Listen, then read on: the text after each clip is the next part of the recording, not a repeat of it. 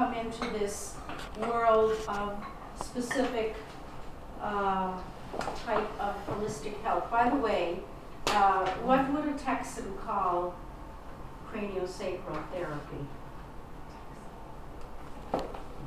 The alternative. The alternative, because, and we talk about it as alternative, meaning we now have a choice, right? And so we're exploring different alternative types. We're exploring chiropractic and Reiki and acupuncture, energy work, craniosacral, osteopathy, anything that is a little different from going to a doctor and getting a prescription. And I'm just going to have to kind of merge with this camera here.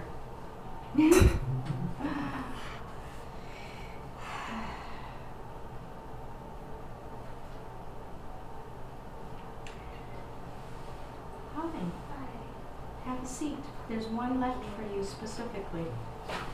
What is your name? I'm Alicia. Alicia. And you are? Grettal. Nice to meet you. Nice to meet you. Perfect timing. I just missed a corny joke, that's all. But why I got into this kind of work is kind of like falling down the rabbit hole, really, because I didn't do a lot of reading about it. I was a very conventional person, an intellectual type of person. I was a teacher. I relied heavily on what I had read about health and what my doctors would tell me. And one day I decided to go to a chiropractor who was doing something very different. I didn't realize it was very different. But what he was doing was activating energy points on the body. And so he called it network chiropractic at that time. And what I felt was something that swept me off my feet, but I wasn't on my feet. I was lying down, face down on the chiropractic table. And I suddenly let go of my mind and realized there was a different mind inside of me that I had read about but never really experienced. And I had done a lot of reading on Joseph Campbell and your journey to find out who you are, what your purpose was here, what you're fighting, what are your dragons, and all these symbolic stories really are about your internal dragons or external dragons, things that overwhelm you, that hold you back from becoming truly who you are and fully experiencing life and its entire spectrum. And so we all, in a sense, are paralyzed in some way and want to get past it. So how do we do it? And I truly believe we have to fall down the rabbit hole. We have to let go of our conventional thinking. And there are certain times in our life that are most conducive to that sort of thing. One, for an example, when you are going through menopause, that's a natural time for you. There's a lot of, for women, there's a lot of shifts in their body. And in hormonal imbalances, things throw them off balance to begin with. And they're at a point where they're starting to say, okay, my whole vision of what I was biologically meant to do is over. So now, what's left? What's left? Is that all there is? You know? And there are also people who have been searching for the right vocation, looking for something that is hiding in them that wants to blossom. At any time in your life, you're going to have something that you need to nurture, something that needs to come through, but why hasn't it blossomed? Your critic, your voice inside, something someone's told you. Remember in grade 8 when your teacher said, you'll never be good in math? Or Or in grade 9 when someone said, oh, you're just a silly little thing. It stuck with you. Honestly, these imprints, they're so insidious. How do you shake them off? How? Anybody have any idea? You heal. You heal. Okay. And where do you go to heal? Do you go get a bottle and a prescription? Meditation centers, Reiki. Something that has to do with other than the physical. Meditation, Reiki, craniosacral, all these processes that have to do with the body. They go to the body. Why? Because your body is actually more than a body. It can arrange itself into a receptor.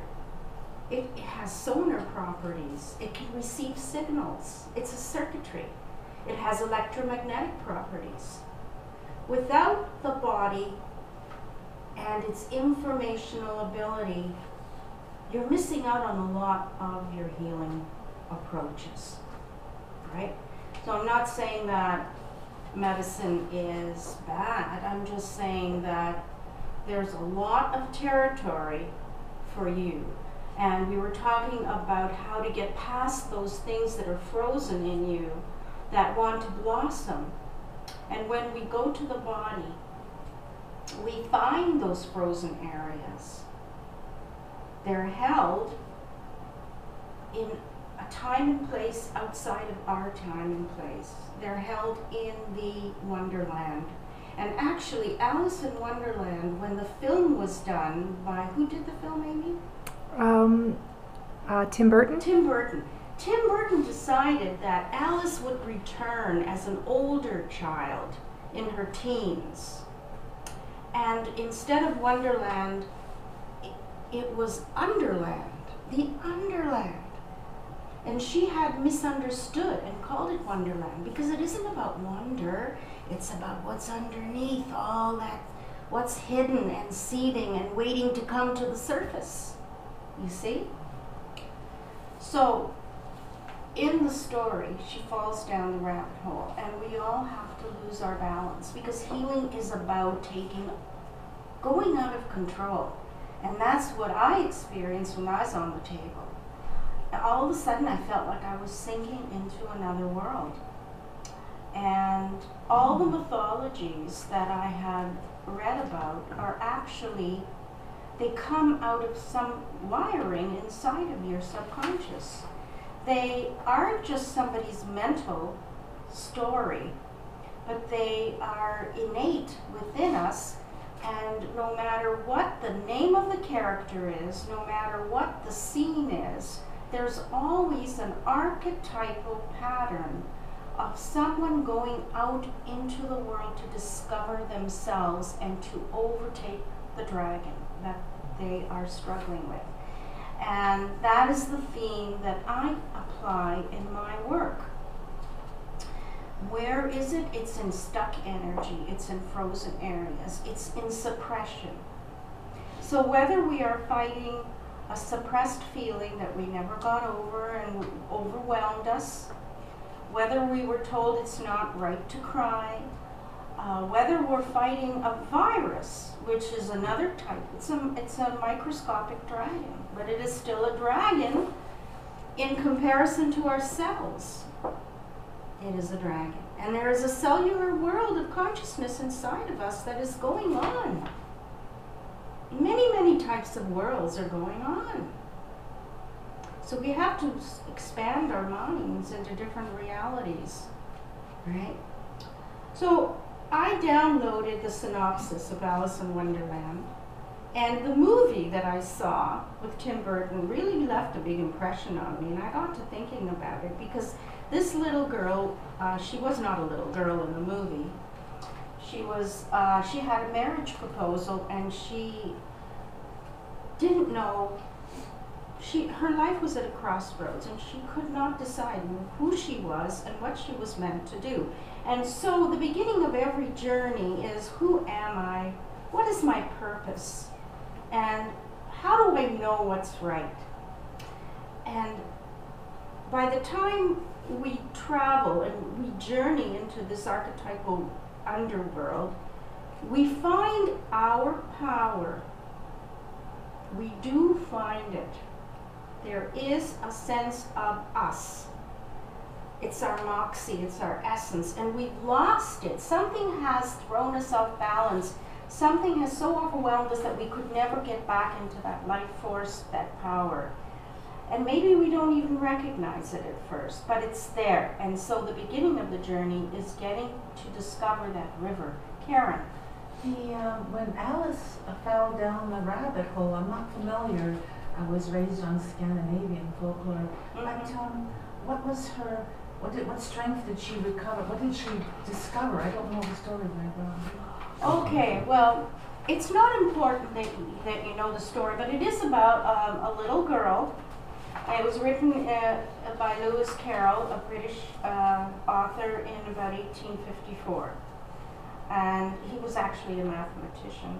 But he did this for fun, to entertain a couple of children that he was rowing down a river and he was entertaining them, so he told the story and then he decided, hey, this is a pretty good story, I think I'll publish it, and he did very well.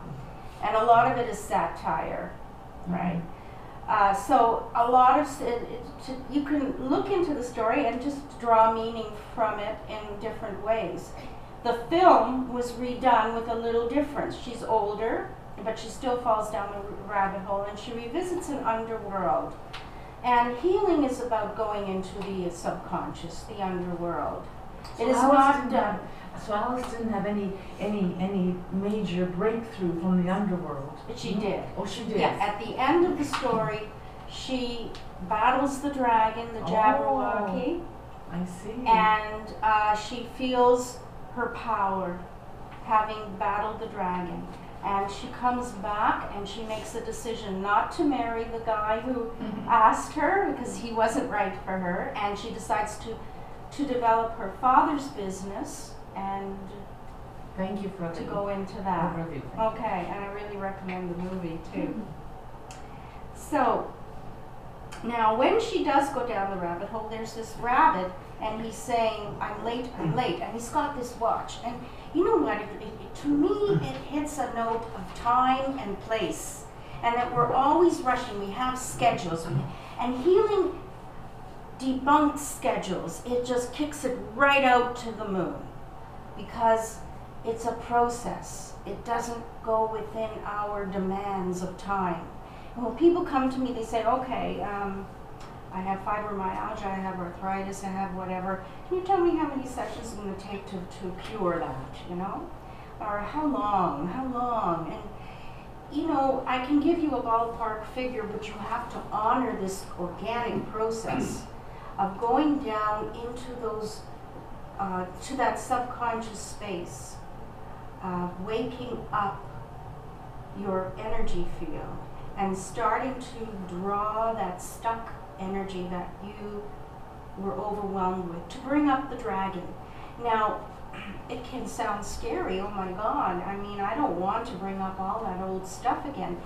So, what makes it humane and beautiful is that there is help. You never have to descend without help. And every story in mythology has a helper, doesn't it? Right? Like Star Wars, right? So in Alice's experience, she has all kinds of little animals. And in the movie, it's the Mad Hatter, actually, that gives her a lot of support. And there's the dog as well. If you didn't see the movie, don't worry. But just to know that she is guided. And when you are in this process, whether you know it or not, there's a lot of innate intelligence that is guiding you through connecting to whatever you need to release and heal. Okay? Now, I could go into a very clinical approach as well, but bear with me, I kind of enjoy looking at it in this way as well, because there's two sides to every art. There's the poetic images, the mythological experience of healing, and then there's the clinical experience. And that will come later. Okay? So we'll talk about the rabbit and time. And when you go into this world of healing, it's really like what they say is quantum physics, because time and space seem to expand. Okay? And it's also a message to linear thinking, linear ways of arranging your world is no longer there. And so when she goes down into this world, she has to eat something to change her shape. And the way I see it is, in order to get into the doorway or the porthole of the whole experience of alignment and experiencing this flow and this river of energy and so forth, and the world of vibrations, we have a lot of plants, healing plants and minerals that, so to speak, change the shape of your brain waves, right? Just as Alice had to shrink and then go bigger and shrink again, we change our brain waves in order to go into those portals, into those doorways. And as we do, the first thing she does is end up crying, and there's a sea of tears. How many remember that in the story? Amy does, because I read that story to my daughter. I did a lot of reading to her. Anyway, she starts crying, and she almost drowns the little dormouse. It's so sweet, but they all decide to run around in circles to dry off. But what I see is, the first thing that happens when you go into this portal is the releasing of all that sadness you held. Has anyone ever experienced that? Just the tears flowing? You don't know exactly why you're crying, because nothing really happened at that moment. Again, it's a time and space vortex of all the releasing of the sadness, and we call it a purifying or cleansing. And another thing, yes, the heart and the lungs is the first threshold that I go to. So as you go into this wave and vibration, and you connect to the apex, I'm going to do a little diagram here. I guess it's a good time to do that. When you're on the table and you're connecting to vibrations and you feel those waves, there's your head, and there's your body. Okay, where do I go from here? Okay, there's your hips. Great drawing. And there's your legs. Okay. Okay. And there is a field that you connect with. This is the electromagnetic field and many fields of consciousness. So all fields carry a consciousness, and this is a specific field of alignment that is a healing consciousness. And you begin to open that spinal flow, and that starts to connect to the magnetic pole of the earth, and that's where we ground, right? And it continues to go out here. But this is the first important, what I call, threshold to the heart. And you actually feel it when you're doing this energy work. And then there's an opening, and the mind opens up to the field of its potential, to its healing consciousness. And so a separate part of you, a separate part of your mind opens up, and it's your awareness. It's the student mind, the Zen mind, okay? And it's going, oh, I'm awake, and I can connect to here, there, I can explore. And it might be overwhelmed. It might be overwhelmed because this mind still carries fear.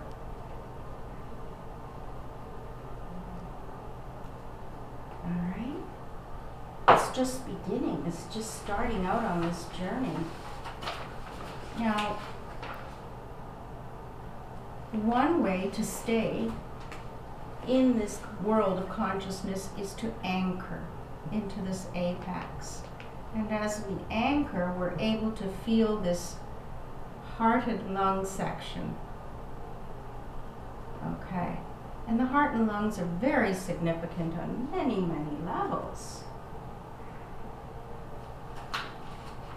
It's our first experience with the mother in the uterus. Our heart entrains or engages the mother's heartbeat and the bonding of the life force and the rhythm of love. And the lungs take in life.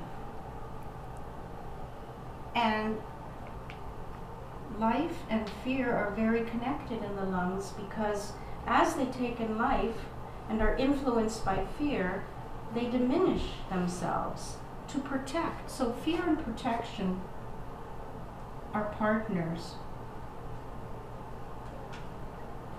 And if they become the major factor in your life, you will diminish your life force. That is a truth.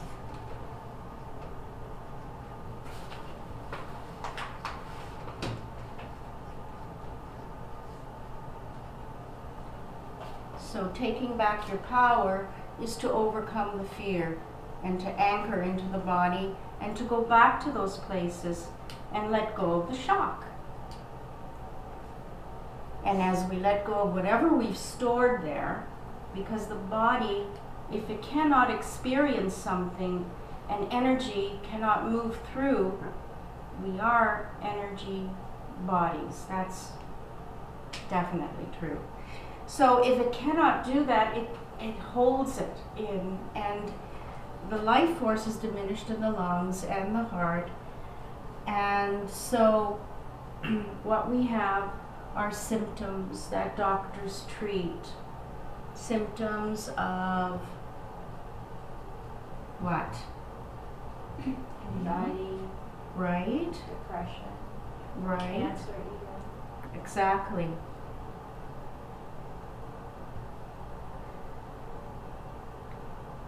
Because the mind does not want to see what's in there. It's overwhelmed. It's too fearful. And actually, the protector has made the decision for the mind not to see it, because it may shock the mind, it may shock the organs, and the protector's there to keep you alive.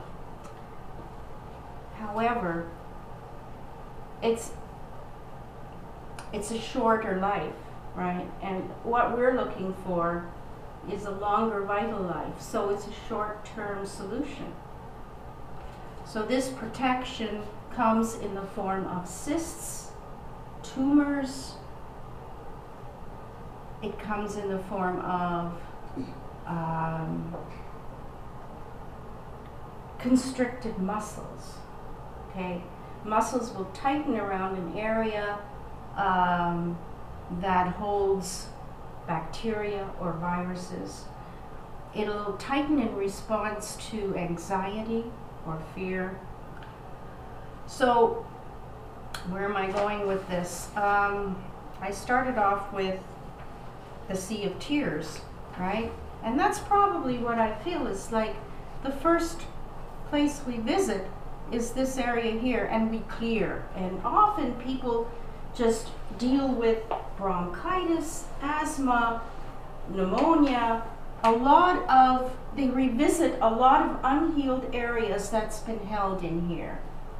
And the chest area expands, there's a lot more vitality and breath. And a lot of people say, I can breathe easier, right? Now, once we get into this anchor and open up the heart area, we develop the heart chakra, or the heart center. And we start to feel a unique kind of love. And it is the kind of love that we can call spiritual. It's unconditional love. Has anyone experienced that in their meditation or their Reikis? Yeah. We strive for that because we realize that the child in us always expected total love and understanding from our world. And we will never get that. And that's the loss of innocence we feel. And it can be tormenting if we never understand that we are looking for a kind of love that is unconditional and spiritual. And it is unattainable. Even mother's love. We see the mother in an ideal form as a child. And we're very fortunate if we do get a lot of love from our mother, very fortunate, but it's not going to be all the time. And eventually we realize that mother is going to be angry with us, or mother is going to be disappointed if we don't please her. Same with father. So as an adult, we still have that child in us, and it acts up all the time. Carol and me said it's the inner brat, you know. But when we're doing this healing work, we revisit the child and we mature this child through the unconditional love of the divine heart. And we say, look, it's always available. Just go there. Just go there. And there is a way of going there. There is an alignment. And all we have to do is fine-tune our circuitry, because we are a channel of energy, and we can align ourselves with anything we want. And that's where this abundance theory is coming in, because in order to have abundance, you need to align yourself with that energy. It's a world of, we live through, our brain works on vibrations, not words. We could keep chanting, I will be rich, I will be rich, I will be rich. It's not going to work. We have to ask our higher self how to align with it, and what do we need to get rid of in order to bring in security and abundance and health. And there is a universal intelligence. I've seen it at work, and it's almost, I mean, I have to say spooky at first, because when you're not used to that, when you're always used to kind of having to find answers in books or in articles, and then all of a sudden you're being guided, you're getting signals and messages through a higher self. At first it's kind of like, no, that's too good to be true, and you kind of deny it. That's the way I was. I almost denied it at first, and then I realized that, come on, don't look a gift horse in the mouth. It's there. Take it for what it is.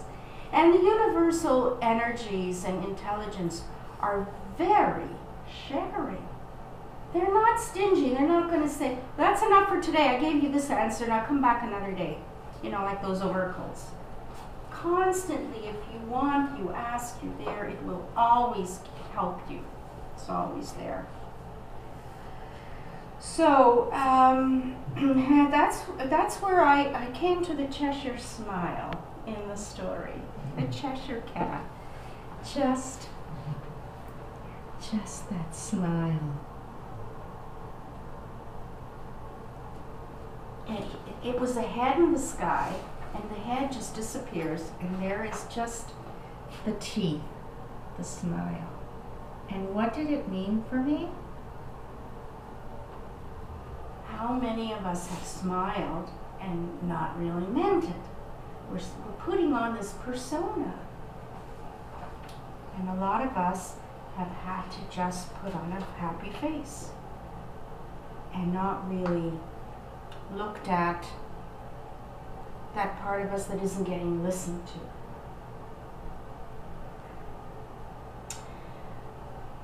And then I thought, it's interesting, I just read the other day, I was coming across one of my homeopathic books about the animal smile and the human smile. Now the animals show their teeth when they're angry, but humans show their teeth when they're smiling and friendly.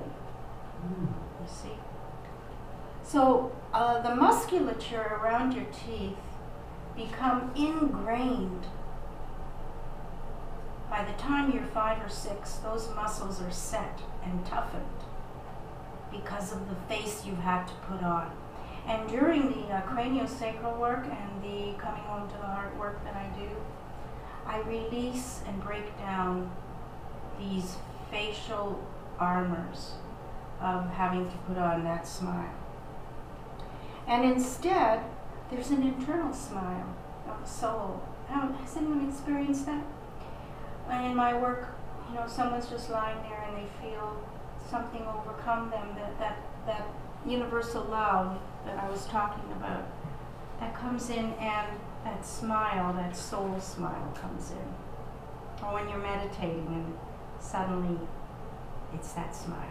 So there's all the aspects of the Cheshire Cat, right? Now the caterpillar is an interesting character in the story because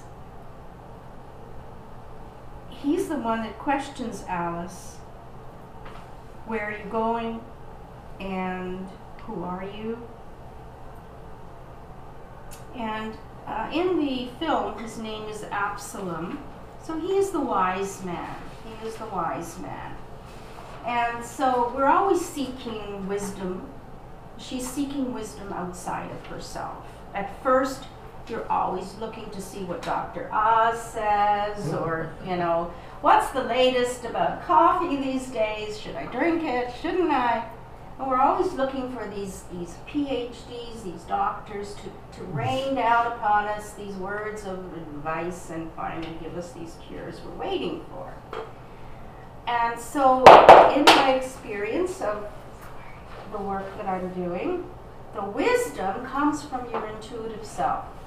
That there is the guidance, the internal guidance, that brings you to the vibration you need to take you through your dis-ease, to take you through your stuck energy. And so how do we intuitively pick those vibrations? How do we do that? There is an anatomy inside of us. There is an energy anatomy inside of us, just as much as there is a brain, a nose, eyes, flesh, muscles, blood. There is a field that carries very strong receptors of information and activity that is enmeshed in you and is ready to be activated and work with you. And the first thing that when the mind starts to appear in this Y formation as awake and aware, it discovers its third eye, its intuitive part. And it starts to develop it. And it works on the basis of vibrations. And a vibration is an energy wave, a signal. Everything that is living expresses a signature vibration. From a stone, a plant, a human being, everything expresses a certain signature. Yes? So the higher self gives wisdom, and then there's the intuitive. Are they kind of linked together at some They are. point? That's right. You're on the right track. Absolutely. And I've often debated to myself, okay, there's these terms, a higher self, Third and eye. soul, and the third eye, and people define them. And the higher self is definitely part of the mind that starts to develop once it is awake and once it is working with its consciousness, its energy field. I know that sometimes when you said people look for answers in books and everywhere else, but their answer is within. So there are times when if I have a question, before I go to bed, I just leave the question out there. In the morning I have an answer, so is that my subconscious at work all night? That is the inner knowing. It is your inner wisdom. Something it's your subconscious, it never shuts down and it provides an answer the next Well, morning. I call it the great Google in the sky. Google. Yeah. Universal, there are fields of information that we can receive through our energy bodies and through vibrations. For instance, the first time I did this course, Coming Home to the Heart, I thought, okay, the first day we're going to sit down and I'm going to teach them about having to be drawn. Maybe they'll use a pendulum. I don't know how they're going to do it, but they're going to have to match their internal energy process with vibrations. And what we do is we pick one vibration, we work with it, it activates something, and then when that action is done, we go to another vibration, and eventually we balance the body. We equalize right and left sides to get this inner river of energy. So I thought, well, you know, I guess I'll have to take it really slow. And so we went into the room, and all of a sudden everybody went into a meditation spontaneously, and I thought, they're not awake, they're kind of like very quiet. I wonder if I should interrupt them. They were all kind of, and I said, well, yes, go ahead and get your hands to choose something with your, and they had their maps, their body maps in front of them. And nobody did anything, and I'm thinking, this isn't working, oh dear. And I waited, I said, I'll give them a half an hour, maybe some of them are slow. After half an hour, they kind of looked up and they said, what are we supposed to do? And I said, well, did you not hear me say you have to go to the bottles or vibrations or gems or whatever? No, you didn't say that. They didn't hear me say that. So I said, okay, well, next class, I'll go through the instructions specifically. So the next class, we started off with a talk. Every the beginning of the workshop, we do a little talk, and then we bring our intentions in. We create a sacred space, and then we do the body maps. So that's what we did, and then when they started their body maps, I was about to give instructions, and they were all doing what they needed to do, and I didn't want to interrupt because they were into their maps, they were connecting, they were drawing and using markers, and each marker, the color has a significance, and I won't go into detail, and I do in my workshop. And they were doing it, and I thought, well, how did they get the wisdom? How did they get the intelligence to do that? And this is the way we learn in the field of consciousness. This is imprinting. But it's not just in the healing field. We are imprinted by our parents on a subtle level. So your mother and father didn't have to explain everything to you. Their energy field imprinted on you. And now how do ducklings know how to go and follow their mother duck in a perfectly straight line? Imprinting. So this is an aspect of learning that you can maximize for your healing. How are we doing for time? You've been speaking for 40 minutes. Well, we should wrap it up and have a little break and then maybe a demonstration. Oh, but I have to talk about the Mad Tea Party.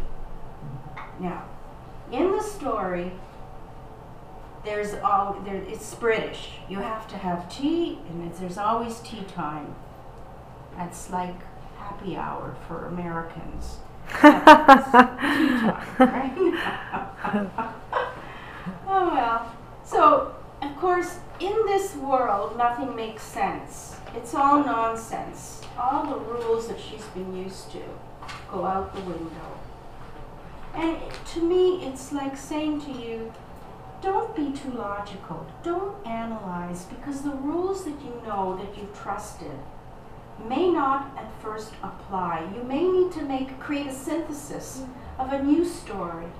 You may need to start to piece things together in this world through your inner wisdom. And if you keep thinking about the logical aspect of things, it's just going to get in your way. So the tea party is silly because, you know, the cups are all over the place, everything is disheveled, and their talk is ridiculous, it's nonsensical. By the way, you know what I found interesting? is the reason why he was called the Mad Hatter is because they used to line their hats with mercury. For some reason, there was some activity that they did with mercury, and it would transfer into the brain through pores and make people crazy. So that's why he was called the Mad Hatter. Now, in the film, the Mad Hatter actually finds his dance. He has a dance that he's lost. And in a lot of us, we have the joy and the certain dance that we're meant to do that we've lost. And it's never, never too late to find it. And at the end of the movie, the Mad Hatter finds his dance, the flutter walk or whatever it's called. So,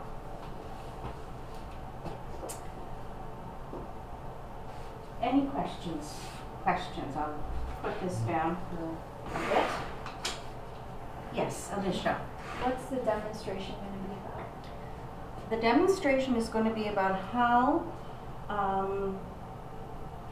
I was debating whether I should do a demonstration or whether I should give out body maps to you to see how you could work with your own body map. And I haven't decided yet. Second option. The second option. Yeah, you'd like to try working with them. Okay, so that's what I'll do. And I'll show you what the steps are, and then we can have a little break and I'll set it up, and we'll each have a little kind of desk area or area to work in. So I'll just erase this now. And yeah, we'll do body maps then, fine. That gets me off the hook. Okay. Now, I don't know if I photocopied the male body map, so men, you might have to do a woman. But there's always a female aspect, so. As long as I don't get mixed up, right? I'm just going to get a paper towel. This off. Look at filling the body map from the female I side. was going to say, get in touch with the feminine. Yeah. There's both in us. Oh, boy.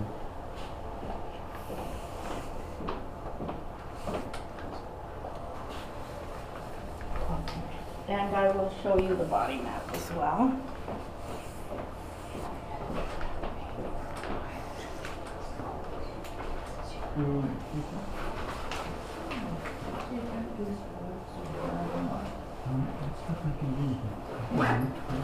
Relax. Are you relaxed? I'm very relaxed. Okay, so there are 4 phases that I've kind of written about because I've seen a division and a process. I've seen a process here, and each phase has its own definition and characteristics in the process. This is a simple body map of a figure. And you become like a sonar radar kind of reflector. So you are reflecting this as your field as you write your name on it and today's date. This will reflect to you your energy and what needs to be done. And in phase 1, what usually happens is that we are balancing or equalizing left and right sides. We're working with our tension, right?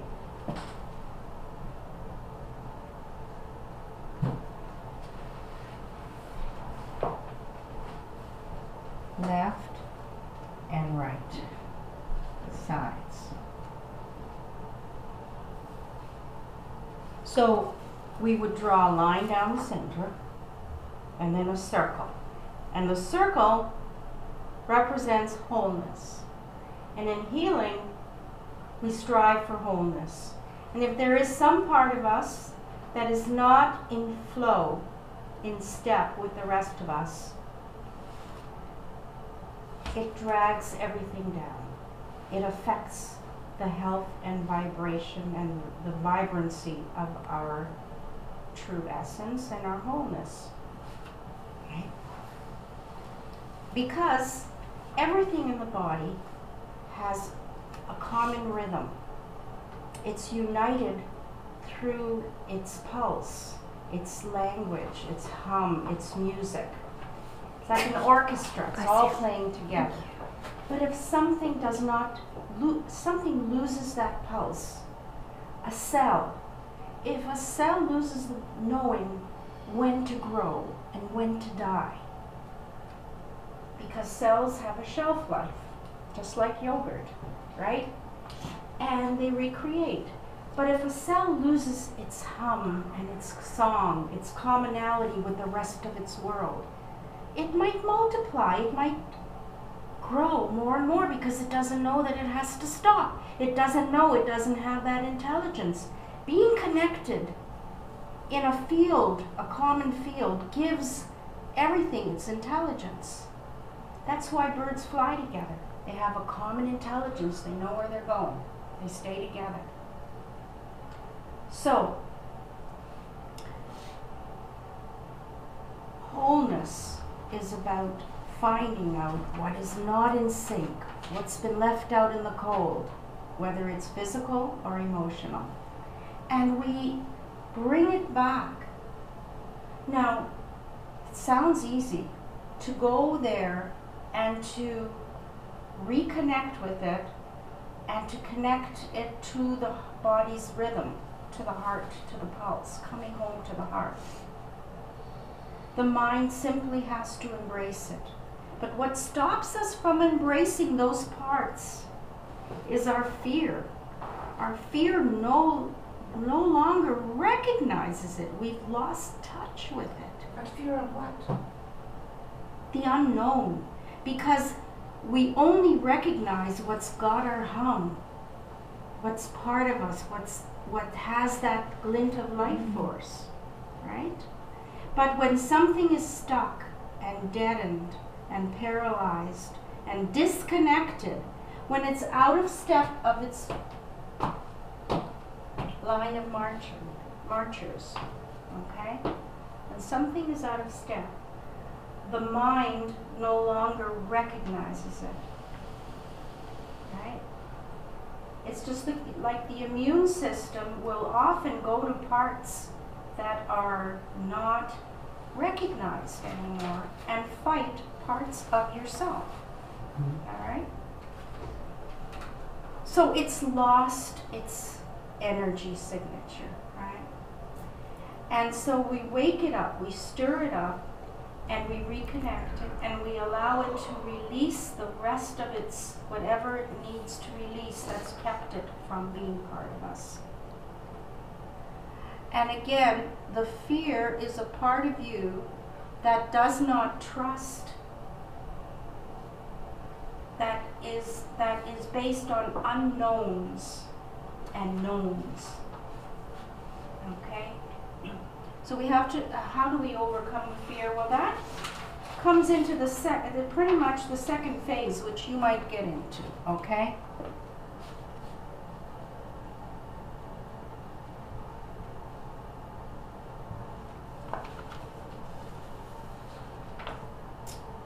We bring in an entrainment, a helper, an entrainment of rhythms. And that is through vibrations. And I've often used goddess cards because goddess cards are all about life and death rhythms. Life and death. And especially for cells, cancer cells too.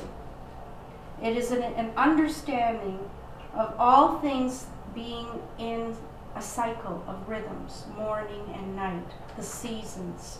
All things are in a rhythm. And when something is out of step, it has lost its rhythm. And so I often use goddess cards, and sometimes I use gems, to bring in that rhythm into the mind, to get past the fear. And we often support with power animals, flower essences, angel cards, and I call this ascension. the ascension process. Because fear believes it's separate from many things. And fear believes it has to fight because that's the only way to deal with things. So it will often attack those areas it doesn't recognize with immune cells, with histamine, with inflammation. And so what we need to do is re-educate the mind to say that there are other options. And in the ascension process, the option is the spirit, the soul, and the divine level. That has a different attitude. And this attitude is to embrace something and bring it back to the fold. That all things are welcome. We are all part of oneness, and rather than focusing on differences like you're different, you're not the same anymore, or I'm not supposed to, there's a wall there of feelings, I'm not supposed to go to those feelings. The ascension mind has a process that says it's all part of me. You are all me, and I am all part of the universe, and there's a sense of oneness. So with the ascension process in phase 2,